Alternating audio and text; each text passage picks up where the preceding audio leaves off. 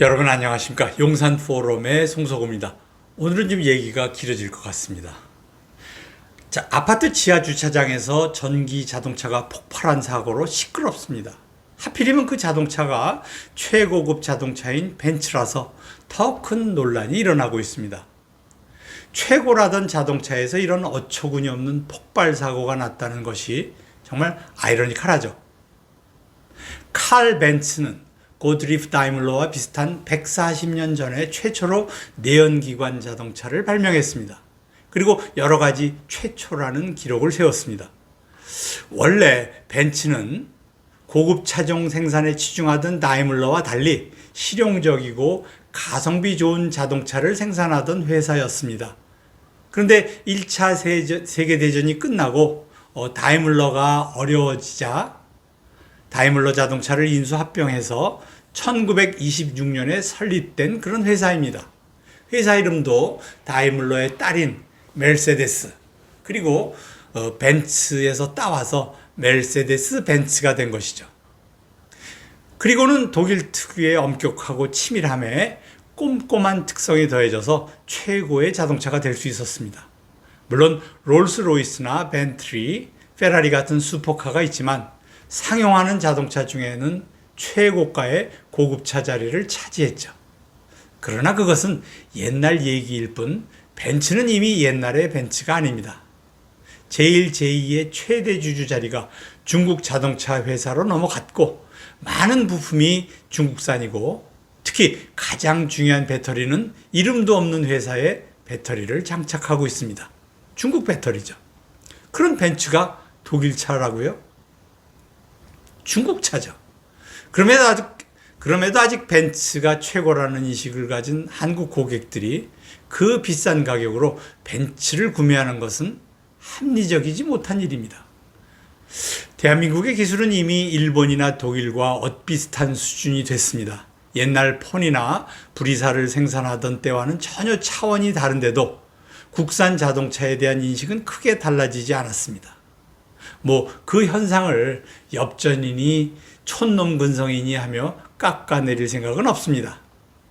흔히 자동차를 산업의 꽃이라고 합니다. 주택을 제외하고 우리가 구매하는 가장 비싼 상품이 자동차이기 때문입니다. 자동차보다 더 비싼 상품이 있던가요?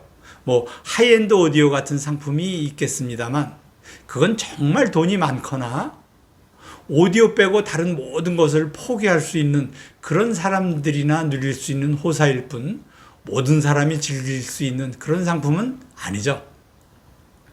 또 자동차 산업의 꽃은 마케팅이라고 합니다.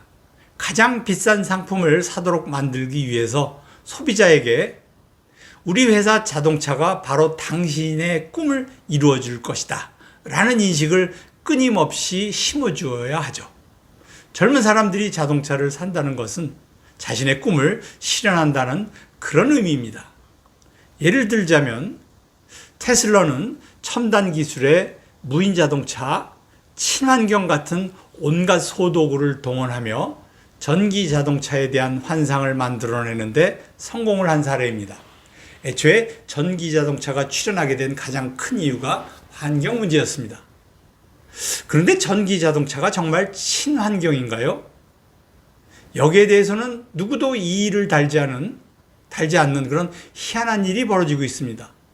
수십 년 동안 전 세계의 좌파들이 친환경이 정의요 진리라고 인류를 세뇌한 결과입니다. 정작 친환경이 무엇인가에 대한 문제를 제기하는 전문가들의 주장에는 귀를 닫고 있습니다. 태양광이나 풍력 발전도 있지만 전기는 대부분이 화석연료 또는 핵연료를 전기에너지로 변환하여 생산됩니다. 이 전기에너지는 자동차 배터리 내에서 화학에너지 형태로 변환되어 저장되고 다시 전기 자동차는 배터리 내의 화학에너지를 전기에너지로 바꾸고 이를 운동에너지와 열에너지로 변환하여 주행합니다. 즉 화석에너지, 전기에너지, 화학에너지, 운동에너지로 여러 차례 변환이 일어납니다. 연력학 제2법칙이라는 것이 있습니다. 제1법칙은 에너지 보존 법칙이고 제2의 법칙은 에너지 변환의 비가역성에 대한 것입니다. 에너지가 다른 형태의 에너지로 변환될 때에는 에너지 손실이 일어나고 그 반대 방향으로의 변화는 그냥 일어나지 않는다는 그런 법칙입니다. 억지로 변환시키기 위해서는 상당량의 에너지를 소모해야 가능하다는 것이죠. 예를 들자면 자동차의 브레이크를 밟으면 주행 중인 자동차의 운동 에너지가 브레이크 디스크와 패드의 마찰을 통해서 열 에너지로 변환되고 그 열이 대기 중으로 흩어지는 그런 변화는 일어나지만 브레이크 주변의 열이 디스크나 패드로 몰려들어서 자동차를 다시 달리게 할 수는 없다는 것입니다. 이런 모든 과정에서 에너지 손실이 일어나는데 그 과정에서의 비가역성의 정도를 엔트로피라고 합니다. 우주는 탄생한 이래로 계속해서 엔트로피가 증가하는 방향으로의 변화만 일어난다는 내용으로, 그러니까는 무질서가 증가한다는 그런 언뜻 이해하기 어려운 다소 생소한 개념이라서 저도 연력학을 배울 때 골칫게나 썩었습니다. 미래학자인 제레미 리프킨은 40년 전에 쓴 엔트로피라는 책에서 오직 연력학 제2법칙만이 영구불변의 진리라고 주장했습니다. 글쎄요, 좀 과장된 말이죠. 전기 자동차가 주행 중에는 확실히 내연기관 자동차보다 친환경적이라고 할 수 있습니다. 그런데 전기 자동차는 여러 번의 에너지 변환 과정을 거쳐서 움직입니다. 그 과정에서 엔트로피도 여러 번 증가한다는 말입니다. 그 전기는 어디서 온 것입니까? 원자력 발전이 가장 친환경적이고 저렴한 에너지임에도 아직도 많은 전기가 화석 연료로부터 생산되고 있습니다. 그나마 전 세계의 좌파들 등살에 원자력 발전은 갈수록 위축되고 있습니다. 멀리 갈 것도 없이 문재인은 근거도 없이 원전에 대한 혐오를 드러내며 원전 생태계를 망가뜨리는 미친 짓을 저질렀습니다.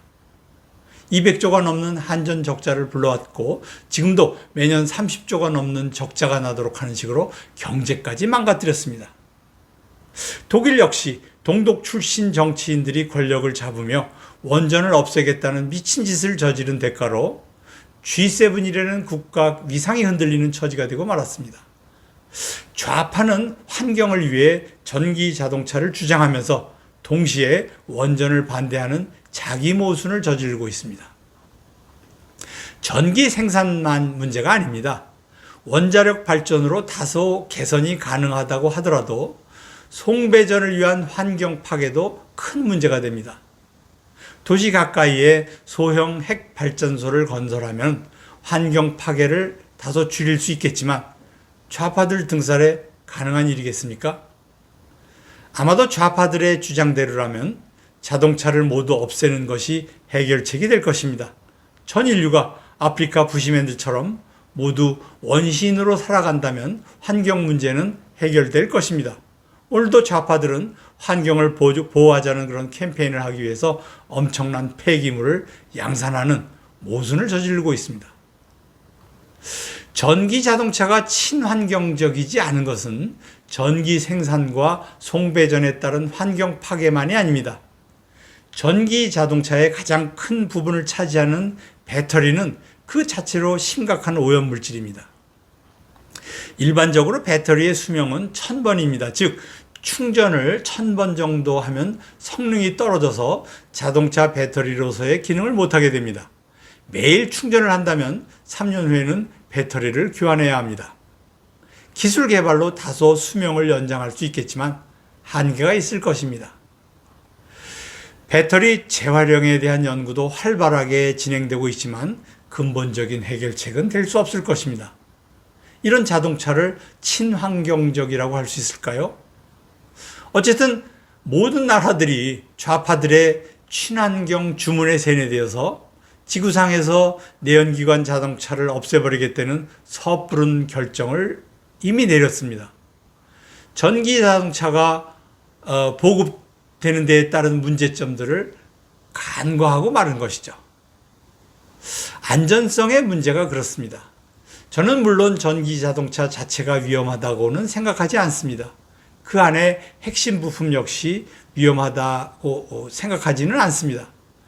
배터리가 자동차에 장착되기 위해서는 설계 자체의 안전성이 입증되어야 하고 설계적으로 안정성이 확보됐더라도 그 배터리의 제조 공정 자체가 안정성을 보장할 수 있는지 인증되어야 가능한 것이죠.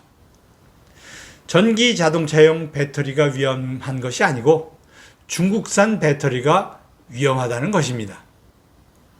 설계 품질이 인정되고 제조 공정의 안정성이 확보됐다고 하더라도 중국은 애초에 신뢰와는 거리가 먼 믿을 수 없는 국가입니다.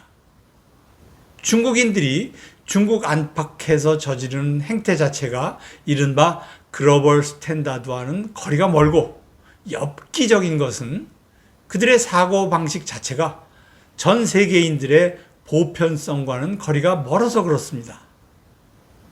중국은 현대 산업사회가 요구하는 신뢰를 전혀 담보할 수 없는 나라입니다.